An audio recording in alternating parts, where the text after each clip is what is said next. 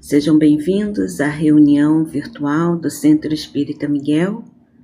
Eu sou Fátima Queiroz e quero dar as boas-vindas a todos vocês.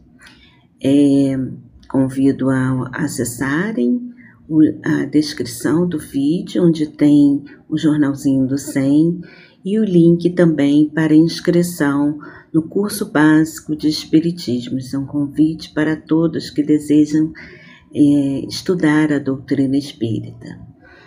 Nós hoje vamos ter a companheira Cristiane Pedrosa nos trazendo o tema O Óbolo da Viúva.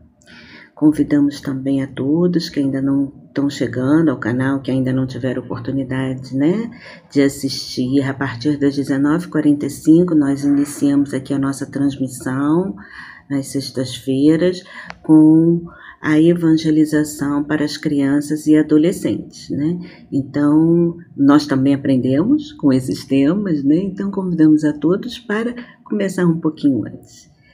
Fiquem em paz. Eu tenho certeza que todos nós vamos aprender muito com as reflexões que a Cristiane nos trará. Uma boa noite para todos, que Jesus esteja presente em cada lar que está aqui conectado nesse momento.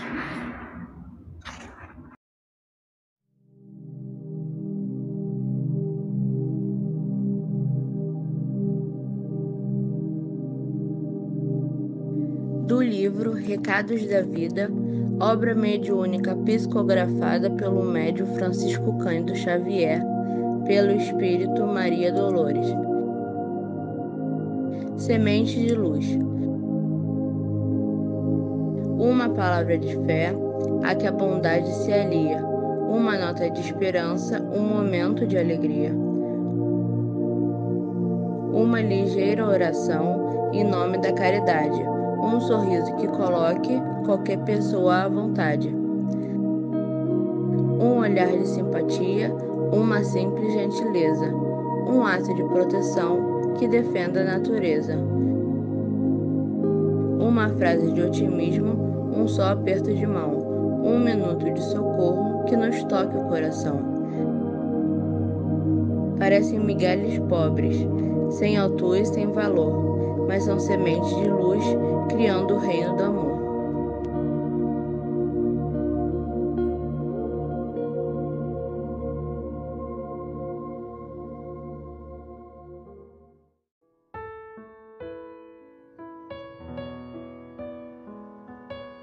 Jesus amado, queridos trabalhadores espirituais que envolvem essa reunião, agradecemos pela oportunidade de refletir sobre os ensinamentos cristãos espíritas que ouviremos nesse momento como orientadores para a nossa vida. Desejamos que essas vibrações amorosas possam nos envolver e fortalecer a nossa fé e a confiança de que nunca estamos espiritualmente sozinhos. Pedimos também o amparo divino em consolo aos que sofrem, encarnados e desencarnados, onde estiverem. Agradecemos por tudo que temos recebido. Graças a Deus.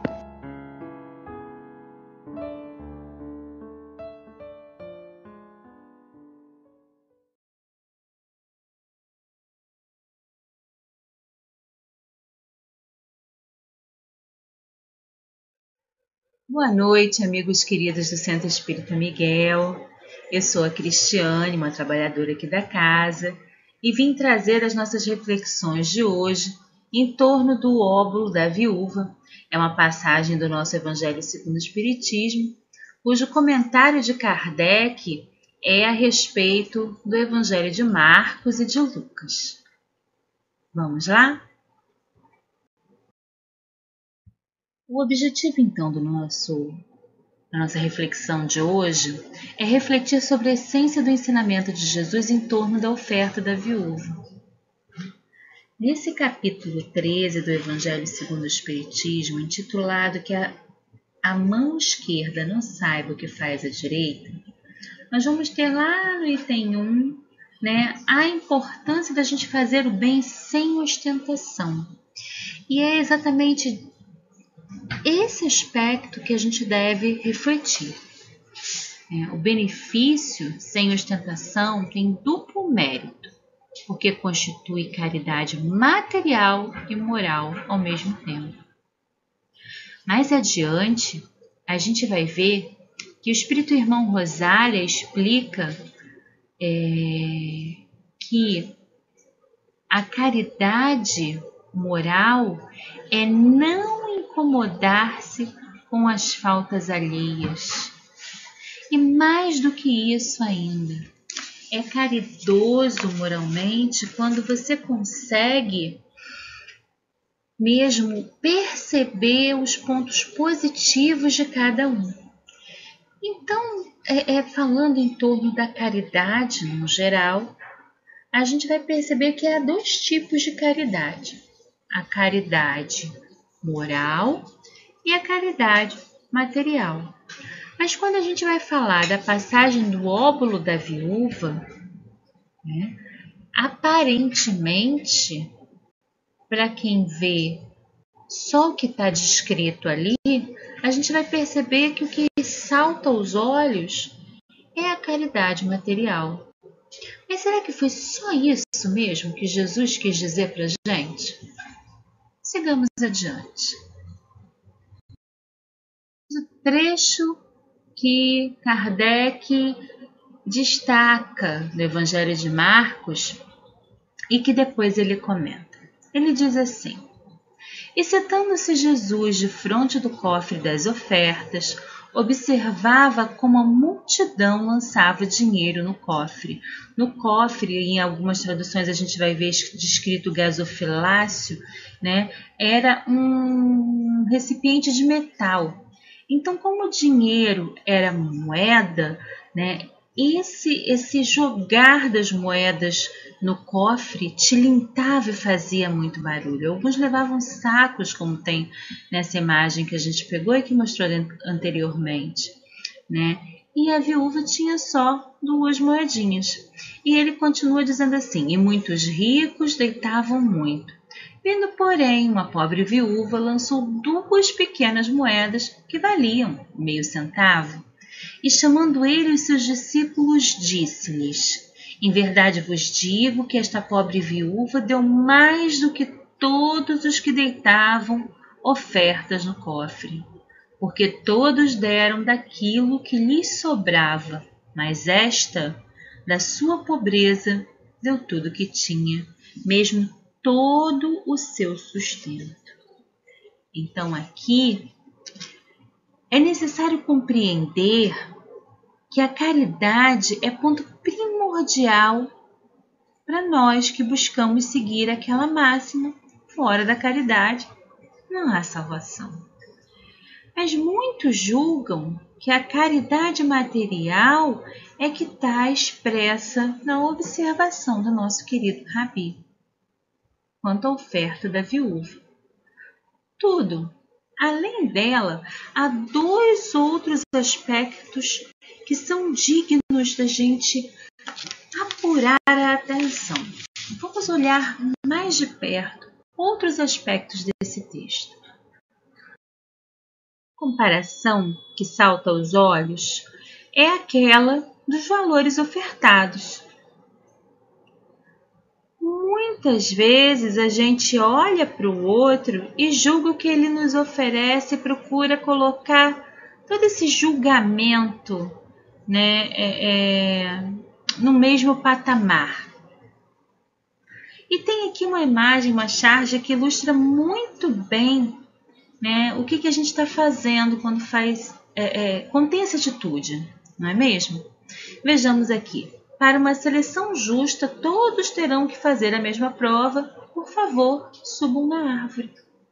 E aí a gente tem um macaquinho que tem facilidade para subir na árvore, afinal de contas esse é o habitat dele. Mas nós também temos um pinguim, um elefante, um peixe, uma foca, um cachorrinho.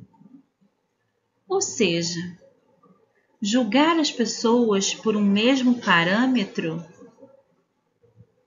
não é adequado. Jesus conseguiu olhar além da aparência ou além do valor que era ofertado, a intenção por trás daquela oferta. E nos chama a atenção exatamente para esse aspecto.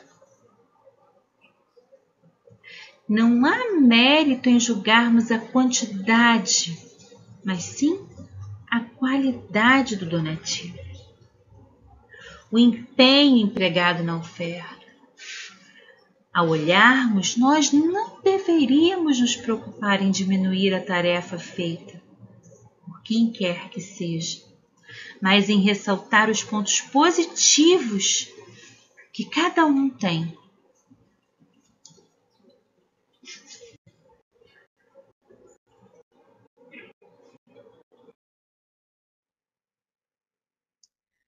Assim, a gente pode pensar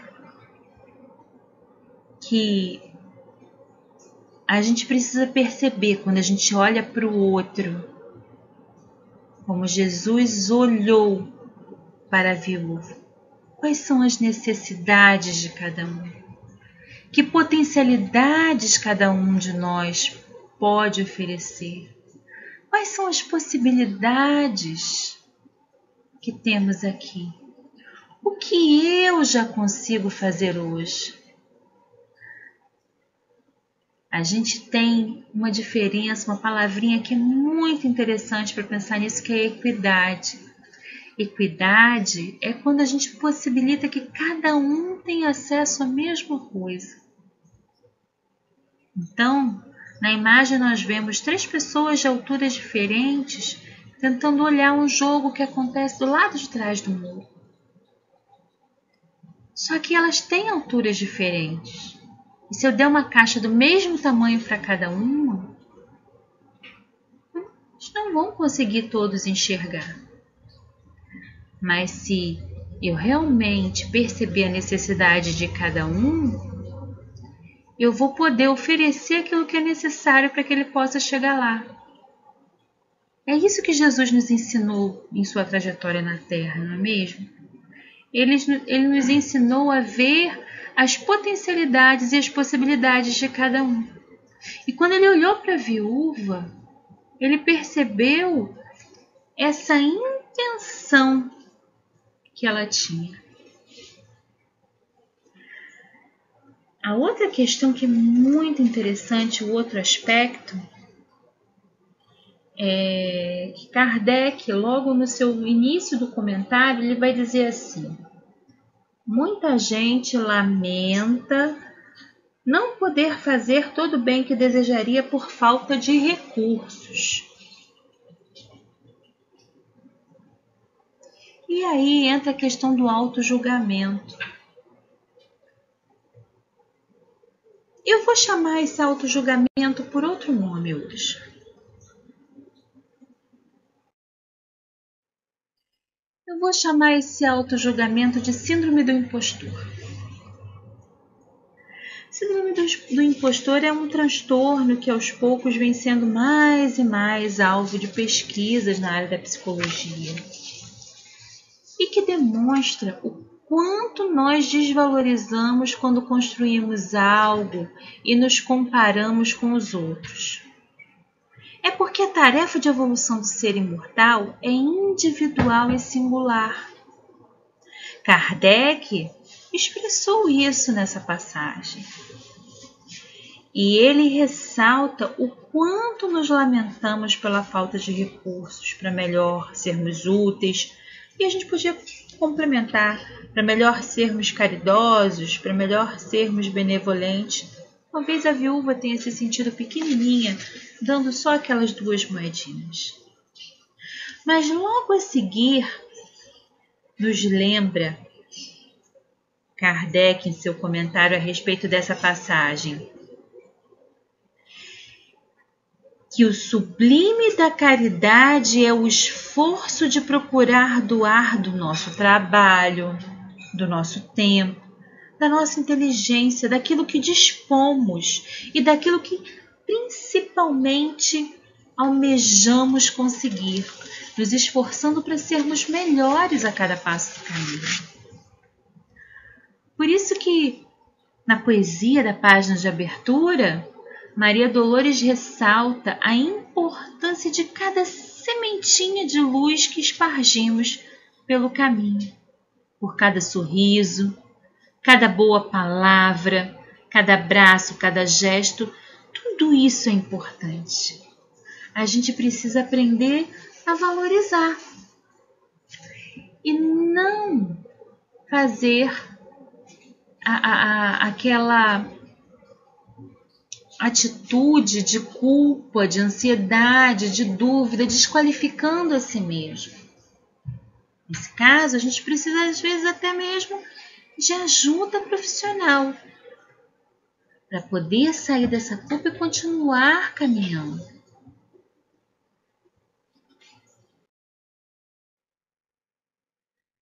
A respeito da questão da síndrome do impostor, tem uma publicação muito interessante na internet da Faculdade de Medicina de Minas Gerais, que diz que a gente começa a se autossabotar. E autossabotar-se pode ser um indício de que a gente está se ancorando nessa culpa e nessa desvalorização.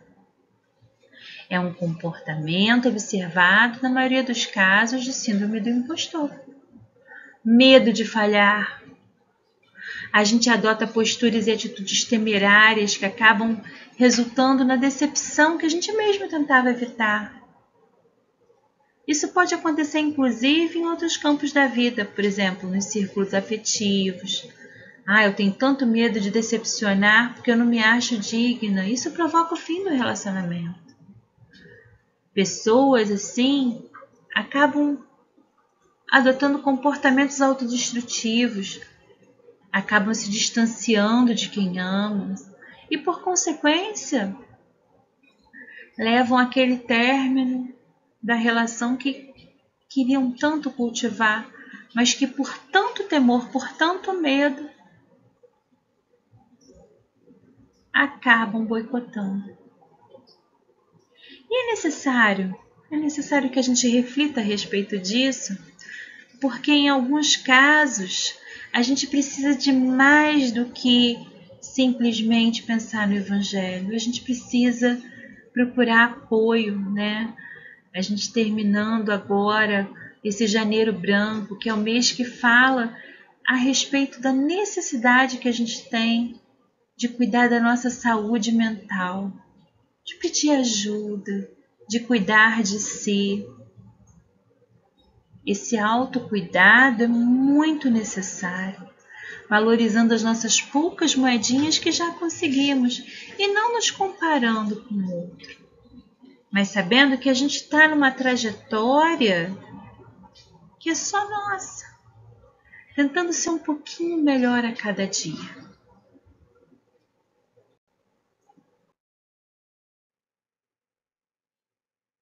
Porque às vezes a gente fica se perguntando, será que eu já faço o bem que eu devo fazer? Será que eu já cheguei lá? Como a gente falava em matéria de caridade, o que vale mesmo é a intenção, é o esforço. Isso não pode ser medido apenas pelo sentido do olhar, né? A gente precisa ter generosidade conosco. E às vezes a gente fica se perguntando, né? Mas eu ainda desejo mal para o outro, eu não sou tão boa assim. E no Livro dos Espíritos, né, na parte 3ª, quando a gente vai lá estudar o capítulo 1º da Lei Divina Natural, tem uma parte que vai falar a respeito do bem e do mal, que vai nos lembrar alguns pontos importantes que a gente tem que levar em consideração. A pergunta 641 diz assim: será tão repreensível desejar o mal quanto fazê-lo? Eu vou dizer para vocês que depende. Afinal de contas, há virtude em resistir-se voluntariamente ao mal que se deseja praticar, sobretudo quando haja possibilidade de satisfazer-se esse desejo. É claro que se você só só não pratica o mal porque não teve chance, então, sim, você é culpado. Mas olha só que interessante o que os espíritos nos dizem. Há virtude em resistir ao mal. Isso já é bom. Você já está buscando controlar-se. E é nesse esforço diário de melhoramento de si mesmo que você consegue se transformar. Questão 642. Então, para agradar a Deus e assegurar a sua posição futura, bastará que o homem não pratique o mal? Não. Cumpre fazer o bem no limite de suas forças, porquanto responderá por todo mal que haja resultado de não haver praticado o bem. Mais uma vez é a intenção, é o esforço, é a busca por agir adequadamente, por agir no bem.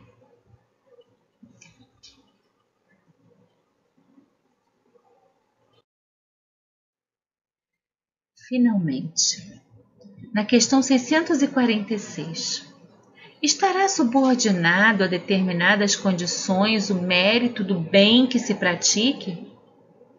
Ou, por outro lado, será que diferentes graus o mérito, será de diferentes graus o mérito que resulta na prática do bem?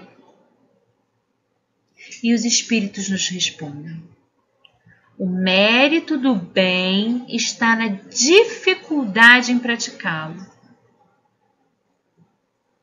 Então a gente acha que a gente, poxa, eu preciso ser bom agora, eu sou tão mal, e aí eu fico olhando para mim mesmo, pensando o quanto eu sou pequenininho, o quanto a minha doação é pequena. Mas veja aí, o mérito do bem está na dificuldade em praticá-lo, ou seja, é no esforço de transformação, é no esforço por melhorar-se. Nenhum merecimento há em fazê-lo sem esforço e quando nada custa, ou seja, aqueles ricos que davam muito do que tinham ou do que lhes sobrava, estão em menor conta com Deus. Em melhor conta tem Deus o pobre que divide com o outro seu único pedaço de pão, do que o rico que apenas dá do que lhe sobre. E quem disse isso foi Jesus a propósito do óbolo da viúva. Então aqui está a questão da reflexão que os espíritos nos trazem. Esse é o verdadeiramente o bem ou a caridade em ação. É dar daquilo que ainda não é fácil para nós, mas que faz com que a gente se aprimore, com que a gente melhore. Daí a máxima da doutrina espírita: fora da caridade não há salvação. E a gente tem uma outra passagem que diz, que a gente reconhece o verdadeiro espírita pelo esforço que ele faz em modificar as suas más tendências. Vejam aí o vínculo da caridade com a transformação moral do ser. Porque toda vez que a gente pensa em ser um pouquinho melhor do que a gente era antes, toda vez que a gente se esforça por fazer o bem e por agir corretamente, toda vez que a gente busca essa transformação e se empenha em dar o melhor de si, a gente está dando a nossa sementinha de luz, a gente está dando o nosso óbolo, a gente está dando a nossa oferta com todo o coração, de tal forma que a gente se melhora, e por isso é que a máxima da doutrina espírita é essa. É a caridade que nos leva à perfeição. A perfeição moral advém desse esforço constante de fazer aquilo que talvez sozinho eu ainda não conseguisse.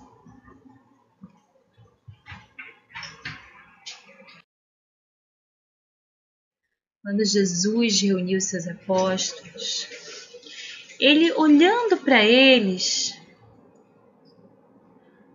os via como realmente eram. Quando Jesus reuniu 12 pessoas em torno de si, ele sabia quem estava reunindo, quais eram as potencialidades de cada um. A caridade que Jesus demonstrou a cada passo do caminho nos serve de incentivo para que a gente possa olhar as pessoas como Ele mesmo as olhou, vendo nelas aquilo que podem fazer de melhor, incentivando-as ao bem. Nesse capítulo, no capítulo 13, a gente também vai encontrar uma passagem chamada Os Infortúnios Ocultos. Os infortúnios ocultos são aqueles que a gente muitas vezes não consegue enxergar. E a propósito deles, a gente precisa olhar com atenção para ver. Às vezes são as dores da alma, que doem muito mais do que as dores materiais, porque essas são visíveis aos olhos. As dores da alma, no entanto, elas podem levar o ser ao desespero e até à morte. Por isso é importante que a gente busque ouvir o outro. É importante que a gente busque fazer da nossa convivência com as pessoas um momento de atenção recíproca, onde a gente verdadeiramente olhe para o outro como ele é, ouça, incita a falar, vida, conversa comigo, do que você está sentindo, me diz o que você acha disso, principalmente com os nossos pequenos. A gente tem uma certa tendência de acreditar que criança não sofre. Mas muitas vezes as pessoas não conseguem enxergar nas nossas crianças as dores e as angústias que eles trazem. E por não enxergarmos essa possibilidade, é que a gente não dá voz a eles. Ouvir com atenção os problemas da escola, chamá-los para compartilharmos alegrias, interessar-se pelo que eles veem, pelo que eles assistem na televisão. Qual é o mundo deles? Jesus, quando falava conosco, sua passagem pela terra, ele nos trazia histórias e parábolas que poderiam tocar cada coração.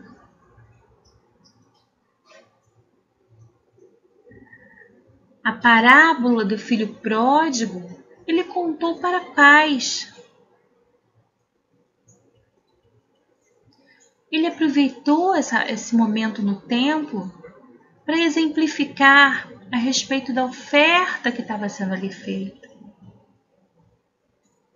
Então, a cada momento que Jesus caminhou sobre a terra, ele nos deixou vários ensinamentos. Mas o principal da sua pedagogia, do seu ensino, é esse cuidado para falar na linguagem do outro, para entender o mundo do outro. E é nesse entendimento do mundo que a gente tem a possibilidade de verdadeiramente enxergar, resgatar e ser caridoso moralmente. Caridade moral é aquela que a gente faz quando a gente pensa no outro antes de pensar na gente mesmo.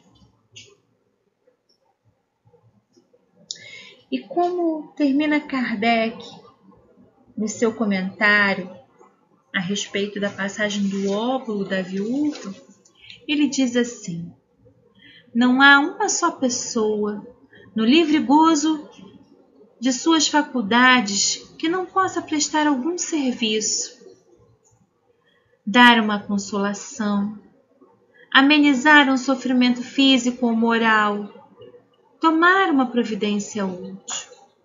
Na falta de dinheiro, que seria a caridade material, não dispõe cada qual do seu esforço, do seu tempo, do seu repouso, para oferecer um pouquinho aos outros. E isso também é a esmola do pobre. Isso também é o óbolo da viúva. Isso também Jesus nos ensinou a partir dessa passagem, a dar daquilo que dispomos e a dar daquilo que almejamos construir e transformar em nós mesmos. Nós encerramos aqui então essa parte da reflexão de hoje e a seguir nós começamos com a nossa prece final. Fiquem com Deus e uma boa sexta-feira. Vamos então à nossa prece, nos sintonizando com a espiritualidade amiga que nos assiste, com os nossos mentores, os nossos anjos da guarda. Que possamos nos concentrar então dizendo assim: Senhor, deste-nos por bandeira a caridade que continuamente nos impulsiona ao ato de olharmos os nossos irmãos de jornada com olhos atentos. Por isso te pedimos, Pai, dá-nos enxergá-los como verdadeiramente são, seres perfectíveis, mas muitas vezes ainda necessitados de amparo, de consolo e principalmente, Senhor, de respeito e de esperança. Auxilia-nos, Senhor, a nunca diminuir aqueles que aos nossos olhos parecem oferecer muito pouco, mas possibilita-nos dar-lhes incentivo para que continuem sua jornada evolutiva na busca do que é bom, do que é justo e de exemplos caridosos, assim como era a essência do nosso querido Mestre Jesus. Que possamos também olharmos para nós mesmos com carinho, sabendo que nossa jornada, que nossa trajetória demanda esforço contínuo, mas também alto amor, para que nós não fiquemos paralisados pela culpa que fere e adoece.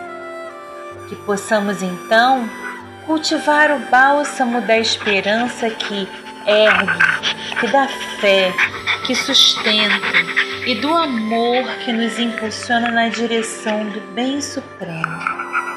Ajuda-nos a manter essa sintonia que aqui conseguimos e a continuar no nosso caminho. Fica conosco agora e sempre, e que possamos assim então encerrar a nossa reunião de hoje, graças a Deus.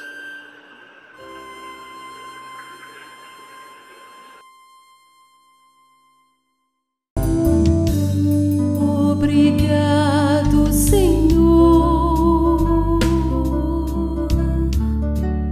por tanta paz. Obrigado, Senhor, pelo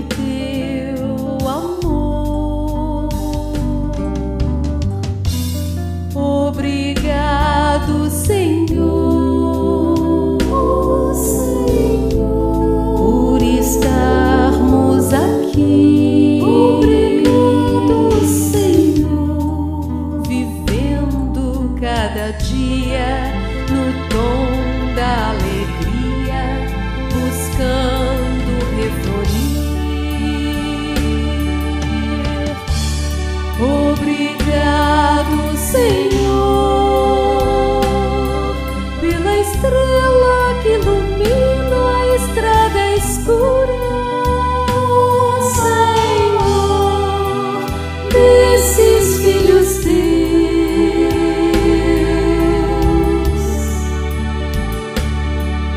em luta. Obrigado, Senhor, pela chuva que dos olhos cai, Senhor, orgulho de esperança, trazendo confiança e paz. Obrigado, Senhor, por tanta paz. Obrigado, Senhor. Obrigado, Senhor, pelo teu amor e